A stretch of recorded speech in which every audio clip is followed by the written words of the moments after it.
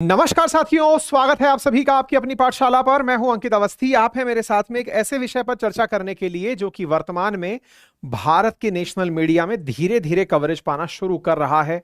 विषय क्या है? विषय है कि भारत के यूनियन टेरिटरी में से एक यूनियन टेरिटरी नाम है जिसका लद्दाख। वहां पर -8 डिग्री सेंटीग्रेड के तापमान पर लोग सड़कों पर उतर आए हैं, हजारों की संख्या के अंदर।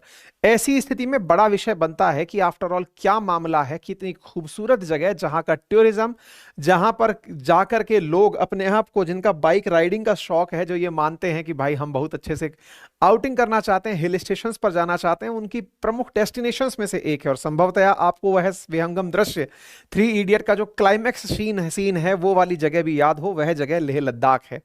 अब लेह लद्दाख के अंदर अचानक मसला है, और मसला यह है कि यहां पर हजारों की संख्या में लोग सड़कों पर हैं। बाय द वे, अगर मैं भारत के मैप पर दिखाऊं तो आपको मालूम होना चाहिए, अगस्त 2019 के बाद जब जम्मू कश्मीर से स्टेटहुड लेकर उसके स्थान पर यूनियन टेरिटरी का दर्जा दिया गया तो देश में दो नई यूनियन टेरिटरी, एक का नाम जम्मू कश्मीर और दूसरे का नाम लद्दाख बनकर आई थी। इनमें से जो ये लद्दाख यूनियन टेरिटरी है, इसमें दो जिले हैं। इनमें से एक का नाम कारगिल है और दूसरे का नाम लेह है। हाल ही में यह चर्चा का विषय बना है, लेकिन आपको क्यों पता होना चाहिए इसकी विषय के लिए मैं आपको बता दूं कि यूपीएससी जीएस पेपर 2 के अंदर विशेष रूप से गवर्नेंस से रिलेटेड मसला है ये, और बहुत ज्यादा इंपॉर्टेंट मसला है। विभिन्न प्रतियोगी परीक्षाओं में इस विषय से रिलेटेड जानकारी पूछी भी गई है, तो आज के सेशन में चर्चा करेंगे। बिकॉज हेडलाइन है सेव लद्दाख और हमें 6th शेड्यूल में डालिए। यही कारण है कि कंप्लीट शटडाउन इन लद्दाख देखा गया है। यहां पर ये जो आपको उमड़ी हुई भीड़ दिखाई दे रही है, कई मीडिया हैंडल्स में इसका उपयोग हुआ है। मैं इसकी पुष्टि नहीं करता कि यह जो संख्या है, क्योंकि हमारा कोई कैमरा पर्सन यहां नहीं था, तो लोगों का अपना जो खुद के मोबाइल से शूट की हुई तस्वीरें हैं। अब ये यदि ये सत्य है तो इनमें हजारों की संख्या में लोग प्रोटेस्ट करते हुए आपको लद्दाख में दिख रहे हैं।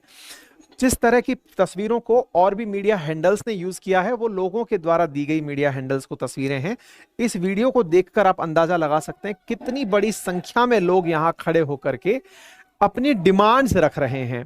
ऐसी क्या डिमांड्स रख रहे हैं? क्योंकि अल्टीमेटली अगस्त 2019 के बाद जब जम्मू कश्मीर राज्य से धारा 370 हटाई गई और 35A हटाया गया, तो इसकी सबसे ज्यादा खुशी जिस जगह मनाई गई थी वो क्षेत्र यही था। इस क्षेत्र में जहां खुशी मनी हो वहां पर लोग प्रोटेस्ट कर रहे हैं, डिमांड कर रहे हैं, किसी चीज के लिए नारे लगा रहे हैं। तो किस चीज के लिए नारे लगा रहे हैं? क्योंकि हेडलाइन है कि -8 डिग्री तापमान में लेह के पोलो ग्राउंड में लगभग 30,000 लोग मार्च निकाल रहे हैं। तमाम प्रकार के सोशल मीडिया हैंडल्स पर, ट्विटर अकाउंट्स पर इसको कवरेज दिया गया है। तो फिलहाल के लिए आप यहां पर आगे बढ़ें उससे पहले यहां की कुछ विशेषताएं जान लें।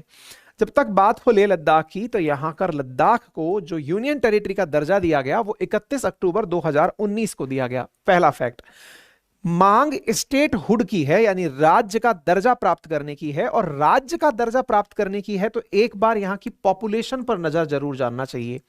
2,74,000 की पॉपुलेशन लद्दाख में है। साथियों, भारत का सबसे कम पॉपुलेशन वाला राज्य बन जाएगा अगर लद्दाख को स्टेटहुड की दर्जा दिया जाता है। इससे पहले सिक्किम लगभग 5-6 लाख के आसपास पॉपुलेशन के साथ सबसे कम पॉपुलेशन वाला राज्य भारत में है। फिलहाल के लिए सबसे कम पॉपुलेशन वाला, मतलब अभी फिलहाल के लिए तो यूटी की अगर हम बात करते हैं तो लद्दाख 2,74,000 की यहां पर पॉपुलेशन है। एक और जो चीज यहां पर ध्यान देने की है और वो ये है कि यहां पर मेंबर ऑफ पार्लियामेंट केवल एक ही हैं, जिनका नाम जामयांग सेरिंग है। जामयांग सेरिंग एक ही एमपी यहां से आते हैं। यहां पर लेफ्टिनेंट गवर्नर का शासन है बीडी मिश्रा। ये जो टेबल मैं आपको दिखा रहा हूं, समझिए कि इसी टेबल पर ही सारा की सारा विवाद छिपा हुआ है। सारा की सारा विवाद क्या है, अगर मैं उसको यहां पर ब्रीफ में आपको बताने लगूं तो वो इतना है कि चूंकि ये यूनियन टेरिटरी है, यूनियन टेरिटरी का मतलब हुआ केंद्र का यहां पर डायरेक्ट शासन है। अब सवाल है कि केंद्र का यहां पर डायरेक्ट शासन है, इसको क्या समझें? इसको मतलब इस तरह से समझिए कि यहां पर केंद्र अपने प्रशासनिक अधिकारियों के माध्यम से शासन करता है। प्रशासनिक अधिकारी कौन है केंद्र के पास? तो केंद्र के पास में यहां पर एडमिनिस्ट्रेटिव बॉडी के रूप में लेफ्टिनेंट गवर्नर तो बीडी मिश्रा उपस्थित हैं, और अपनी बातों को इंप्लीमेंट करने के लिए या इन 2,74,000 लोगों के फेट का डिसीजन लेने के लिए यहां पर और ब्यूरोक्रेट्स भी बहुत सारे सक्रिय हैं। ब्यूरोक्रेसी कैसे काम करती है? आपको ज्ञात होना चाहिए कि भारत में जो यूनियन टेरिटरीज हैं, इनमें अगर कोई आईएएस आईपीएस लगता है तो इनका एक विशेष कैडर है जिसको अगमुट कैडर कहा गया है। अगमुट कैडर में जो यूटी हैं, उन यूटीज के जो थ्रू अपॉइंट होने वाले आईएएस पीसीएस हैं, आईएएस और आईपीएस हैं, वो यहां पर शासन करने के लिए या समझिए कि ब्यूरोक्रेटिक कार्य करने के लिए पहुंचते हैं। बट यहां पर जनता की बात को सुनाने के लिए केवल एक ही व्यक्ति है जो कि केंद्र में जाकर संसद में बैठ सकता है। फिलहाल ये बीजेपी का सांसद है। तो जम्मू कश्मीर से अलग हुआ लद्दाख, लेह लद्दाख, जब एक अलग यूटी बना तो इस यूटी के लोगों की बातों को जनता के सामने, या फिर ये कहिए कि जनता की बातों को उठाने के लिए कोई अगर रिप्रेजेंटेशन की आवश्यकता हो तो कुल मिलाकर एक एमपी है।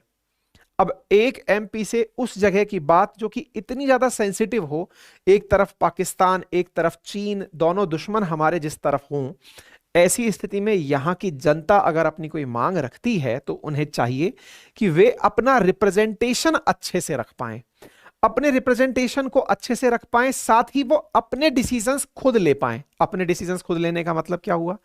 जिस प्रकार से राज्य में होता है, राज्य की अपनी पुलिस व्यवस्था होती है, राज्य का अपना राजस्व व्यवस्था होती है, चिकित्सा है, शिक्षा है।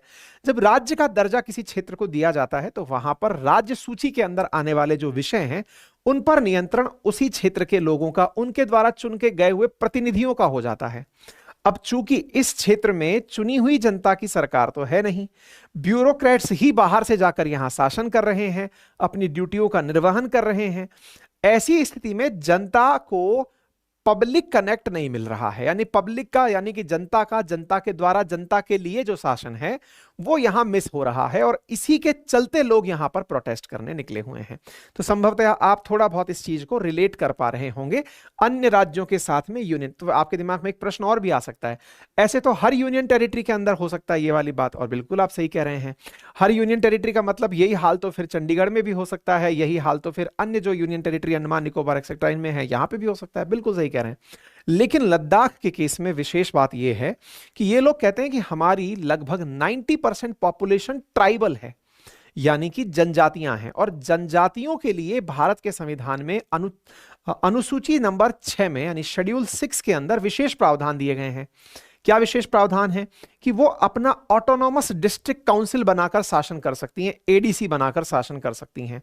भारत के 4 राज्यों में, आप चाहें तो कमेंट बॉक्स में अभी चलते चलते बता भी सकते हैं, ATMM। मैं चलिए हिंट आपको दे दिया हूं, बताइए। चलिए 2 राज्य भी बता देता हूं, असम और त्रिपुरा। इसके अलावा 2 राज्य आप बता दीजिए जहां पर ऑटोनॉमस डिस्ट्रिक्ट काउंसिल या शेड्यूल 6 अप्लाई होता है।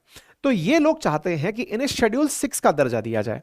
शेड्यूल 6 का दर्जा देने से क्या फायदा होगा कि भाई एक तरफ तो राज्य का राज्य विधानसभा होगी इंप्लीमेंटेशन के लिए, और चूंकि ट्राइबल्स होते हैं तो ट्राइबल्स की अपनी कुछ कल्चरल आइडेंटिटी होती है, कुछ पहचान होती है, वो उस पहचान की मांग को लेकर के अपनी बातें रखते हैं कि उनके ऊपर लागू होने की चीजें वहीं के द्वारा निर्वाचित काउंसिल करे। ठीक है, चलिए और थोड़ा आगे लेके चलते हैं। तो फिलहाल रविवार 4 फरवरी को यहां पर प्रदर्शन होते रहे। 3 तारीख को लोगों ने बंद का आह्वान किया था और कंप्लीट शटडाउन के बाद यहां पर लोग निकल कर आए थे। तारीखों को अगर मैं याद दिलाऊं तो 5 अगस्त के दिन 370 को स्क्रैप किया गया था।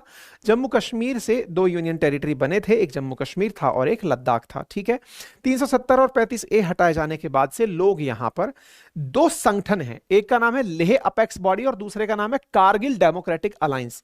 यानी अब देखिए, चूंकि 2 डिस्ट्रिक्ट्स हैं यहां पर। एक इंटरेस्टिंग फैक्ट बताता हूं, असल में लेह के अंदर बुद्धिस्ट हैं और कारगिल के अंदर शिया मुस्लिम्स हैं। तो लेह और कारगिल ये दोनों लोग भी पहले एक दूसरे को पसंद नहीं करते थे। आप ऐसे समझिए कि जम्मू कश्मीर जब हुआ करता था तो लेह और कारगिल के लोग एक दूसरे को यह मानते थे कि चूंकि कारगिल में मुस्लिम्स हैं, जम्मू कश्मीर में मेजॉरिटी मुस्लिम्स हैं, ऐसी स्थिति में जम्मू कश्मीर की जो राज्य सरकार है वो कारगिल के प्रति ज्यादा झुकी हुई होती है रादर देन लेह के। इसी कारण से लेह वाले जो बुद्धिस्ट लोग थे वो पहले अपना अलग लेवल पर प्रोटेस्ट किया करते थे कि उन्हें अलग से शासन चाहिए।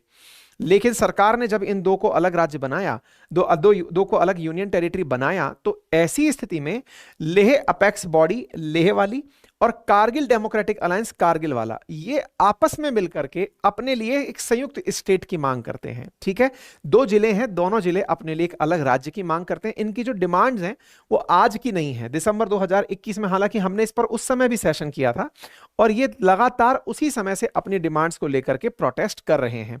हमने आज से लगभग 17 जनवरी को हमने यह सेशन किया था, आज से एक साल पहले भी, उस समय भी बताया था कि यहां प्रोटेस्ट क्यों हो रहे हैं। ठीक है, इनकी 4 बड़ी मांग है, उस समय भी जो निकल के आई थी वही बड़ी मांग आज भी है। पहला, इनको फुल फ्लेज्ड स्टेट का दर्जा चाहिए। नंबर दूसरा, इन्हें कॉन्स्टिट्यूशनल सेफगार्ड चाहिए यहां की ट्राइबल्स को 6th शेड्यूल के अधीन। और तीसरा, जो लोकसभा की फिलहाल एक सीट है, ये अतिरिक्त लोकसभा की एक सीट और चाहते हैं, साथ ही साथ राज्यसभा में भी इनकी सीट चाहते हैं। इसके साथ साथ जो रिक्रूटमेंट्स हैं, जैसे कि अपने यहाँ पे जैसे राजस्थान की बात करें तो आरपीएससी रिक्रूटमेंट कराती है, ऐसे ही ये अपने लिए एक अलग रिक्रूटमेंट एजेंसी चाहते हैं, क्योंकि इनका मानना है कि जो अन्य रिक्रूटमेंट एजेंसी जो रिक्रूटमेंट दे रही है यहां पे, पहले जम्मू कश्मीर के नाम पर जो हो रही थी, उनमें धांधली है और वो लोग अपनी तरफ से हमारी बातें नहीं सुनते हैं। तो लोगों के लिए रोजगार भी एक बड़ा मसला है, यहां पर शासन प्रशासन भी एक बड़ा मसला है, और राज्य के साथ साथ ये अपना रिप्रेजेंटेशन केंद्र में भी ज्यादा देना चाहते हैं। इसी कारण से 3 फरवरी को इन्हीं बड़ी 4 मांगों के चलते हुए, पहला statehood of Ladakh, 6th schedule of Ladakh, PSC job recruitment, early recruitments and separate representation in parliament for Kargil and Leh, यानी कारगिल और लेह के लिए अलग अलग रिप्रेजेंटेशन हो, इसको ध्यान में रखते हुए ये प्रदर्शन कर रहे हैं। ठीक है साहब, तो क्या मुख्य मांगे हैं, संभवतः अब आपको यह बात अच्छे से समझ में आ गई होगी। अब जिस 6th शेड्यूल की ये बात कर रहे हैं, जिस पर बारे में मैंने आपसे सवाल पूछा था, तो मेघालय, मिजोरम, त्रिपुरा एंड आसाम, ATMM करके आप आसानी से याद रख सकते हैं। इन क्षेत्रों में विशेष रूप से, जैसे मेघालय के अंदर गारो, खासी, जयंतिया 3 पहाड़ी और 3 ट्राइब्स हैं, ऐसे ही खासी हिल ऑटोनॉमस डिस्ट्रिक्ट काउंसिल खासी के लिए काम करती है, जयंतिया हिल ऑटोनॉमस डिस्ट्रिक्ट काउंसिल जयंतिया के लिए, गारो हिल ऑटोनॉमस डिस्ट्रिक्ट काउंसिल गारो के लिए कार्य करती है। ये चाहते हैं कि जिस प्रकार से इन 4 राज्यों के लिए, यूनियन टेरिटरीज के लिए, 4 राज्यों के लिए 6th शेड्यूल के प्रावधान किए हुए हैं। 6th शेड्यूल में प्रावधान क्या है, जिन क्षेत्रों में ट्राइबल्स का डोमिनेशन है, उन क्षेत्रों के अंदर मतलब ऑटोनॉमी ट्राइबल रीजन को ज्यादा दी जाती है, उनके राइट्स का, उनके कल्चर का, उनकी एथनिसिटी का संरक्षण किया जाता है। तो ये चाहते हैं। अच्छा, ये ध्यान रखिएगा, शेड्यूल 6 को जब इंप्लीमेंट किया गया था, बारदोलाई समिति की रिकमेंडेशंस पे किया गया था। इंटरेस्टिंग फैक्ट ये है कि जो लद्दाख के लोग हैं वो अपने आप को शेड्यूल 6 में चाहते हैं। शेड्यूल 6 में ऑलरेडी 4 ही स्टेट हैं। अगर आप इस सवाल को पूछें तो क्या दिक्कत है इसको इंप्लीमेंट करने में, तो चूंकि ये संविधान के अंदर शेड्यूल्स आते हैं, तो चूंकि आप ऑलरेडी संविधान के तहत इस जानकारी को प्राप्त कर रहे हैं और लद्दाख को अगर इसमें ऐड किया गया, तो फिर आपको संविधान संशोधन करना पड़ सकता है। नंबर 1 बात। नंबर दूसरी बात क्या है, नंबर दूसरी बात यह है कि 6th शेड्यूल में आसपास के जो नॉर्थ ईस्ट और राज्य हैं, जैसे नागालैंड, जैसे अरुणाचल प्रदेश, वहां पर, और साथ ही साथ मणिपुर, जहां पर बड़ी संख्या में ट्राइब्स हैं, मेजॉरिटी ट्राइब्स हैं, उनको भी इसमें शामिल नहीं किया हुआ है, और वो लोग भी लंबे समय से इसमें शामिल होने की बात करते हैं। अगर एक बार लद्दाख की मांग मान ली गई, तो सरकार की मुसीबत यह है कि वो राज्य भी अपने आप में ऑटोनॉमस डिस्ट्रिक्ट काउंसिल बनाना चाहेंगे। हालांकि अन्य राज्य जो हैं, उन्हें, जिसमें ट्राइबल्स पाई जाती हैं, ट्राइबल क्षेत्र के अंदर मेंटेनेंस के लिए शेड्यूल 5 अप्लाई किया जाता है। शेड्यूल 5 के तहत उन राज्यों के अंदर ट्राइबल्स का वेलफेयर किया जाता है। लेकिन लद्दाख के आते ही सरकार की दिक्कत यह है कि वो अन्य राज्यों को भी लाने के लिए विवश हो जाएगी, क्योंकि ऐसे ही एजिटेशन और प्रोटेस्ट संभवतः वहां उठने लगे। ऐसी स्थिति में लद्दाख के लोगों की डिमांड संभवतः आपको समझ में आ गई हो, जो ये प्रोटेस्ट में कह रहे हैं। यही कारण है कि जब ये डिमांड की बात निकल कर आई थी, तब हमने भी अपने सोशल मीडिया, ट्विटर पर प्रॉपर इन चारों मांगों को आपके सामने साझा कर ही दिया था। ठीक है साहब। अच्छा, अब यहां पर अलग अलग ट्विटर हैंडल से इस तरह की जानकारी निकल कर आ रही है। भारत सरकार के द्वारा वहां के जो प्रतिनिधि हैं उनको बुला करके बातचीत के लिए बुलाया गया है, और बुला करके केंद्र शासित प्रदेश बनाने की जो इनकी मांग है, उसके अंदर क्या फिजिबिलिटी है, क्या नहीं है, उसको सुना जा रहा है। यहां पर लद्दाख के लोगों का कहना है कि जो national commission for scheduled tribe है, जो कि एक संवैधानिक बॉडी है, NCST, उसने भी अपने स्तर पर पहले से यह रिकमेंडेशन दिया हुआ है यूनियन होम मिनिस्ट्री को कि इस क्षेत्र को, लद्दाख को 6th शेड्यूल के अंदर कॉन्स्टिट्यूशन ऑफ इंडिया के अधीन रखे जाने की आवश्यकता है। दैट मीन्स यह बात हुई कि रीजन मतलब इसको रखने की डिमांड जो है ये लोग कर रहे हैं, और मैंने ये वाली बात आपको बता दी। दोनों के पक्ष और विपक्ष मैंने आपके सामने प्रॉपर तरीके से फिलहाल रख दिए। तो एक तरह से जो national council of scheduled tribe है उनकी रिकमेंडेशंस भी इनके पास में है। फिलहाल सरकार ने इनसे बातचीत करने के लिए 19 फरवरी को एक हाई पावर्ड कमेटी का गठन किया है जो जाकर के इनके मसलों की सुनवाई करेगी। तो उम्मीद है आपको सारा अपडेट अच्छे से प्राप्त हुआ होगा। जानकारी अच्छी लगी हो तो सभी को साझा करिए, चैनल पर नए हैं तो सब्सक्राइब करिए। और हाँ, इससे रिलेटेड क्वेश्चन 23 जनवरी 2022 को पेपर में पूछा गया है, जिसमें लिखा गया है कि Ladakh became A union territory on 31st of 2019, 31st of October. The Union Territory of Ladakh comprises 2 districts, namely Leh and Kargil. Umang Narula and Lieutenant Governor of Ladakh. ये एमपीएससी में पूछा गया सवाल है, इनकरेक्ट पूछा गया है, तो ठीक है ध्यान रखिएगा, सी इज इनकरेक्ट। बीडी मिश्रा यहां पर वो है। तो इस प्रकार से यहां से रिलेटेड जो भी न्यूज आप सुनते हैं वो परीक्षाओं में किस तरह पूछी जाती हैं उसका एक सैंपल हमने आपके सामने यहां शो कर दिया है। इसी के साथ साथ कुछ जरूरी जानकारियां हैं। नंबर 1, निरंतर हमारे अपने चैनल अपनी पाठशाला पीसीएस पर आपके लिए मैराथन क्लासेस चल रही हैं।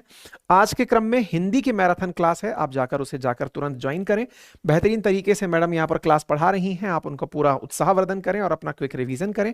साथ ही साथ उत्तर प्रदेश पीसीएस का जो प्रीलिम्स है वो संभावित जो अभी मार्च में है उसके लिए हम एक क्रैश कोर्स लेकर आ रहे हैं बहुत ही कम समय में, अंतिम 30 दिनों के अंदर अपनी पाठशाला की टीम के द्वारा क्विक रिवीजन कराने के लिए कोर्स की कीमत मात्र 999 रखी गई है, जिसमें 150 घंटे की डेडिकेटेड कक्षा आपको दी जाएगी, पूरा कंप्लीट करंट अफेयर्स का कंप्लीट वार्षिक संकलन दिया जाएगा, प्रॉपर परीक्षा केंद्र की तरह टेस्ट सीरीज का अभ्यास आपके साथ कराया जाएगा और रेगुलर क्लासेस आपके एप्लीकेशन और यूट्यूब पर उपलब्ध कराई जाएंगी। इसके लिए आप जाकर अभी अपनी पाठशाला एप्लीकेशन से अपना सेशन बुक कर लीजिए। साथ ही साथ हाँ, तो ये सब है। बाकी अंकित इंस्पायर्स इंडिया पर हमने हाल ही में एक सेशन साझा किया है, आप जाकर उसे भी सुन सकते हैं, जिसमें हमने बिहार के पिछड़ने का बड़ा कारण बताया है, आप उसे सुने। और यदि आप में से कोई साथी मेरे साथ जुड़ करके फाउंडेशन मजबूत करना चाहता है तो history, geography, polity, economy complete course मात्र 3000 में अपनी पाठशाला पर रुद्र जीएस फाउंडेशन बैच आपके लिए उपलब्ध है। आपका समय शुभ हो। धन्यवाद।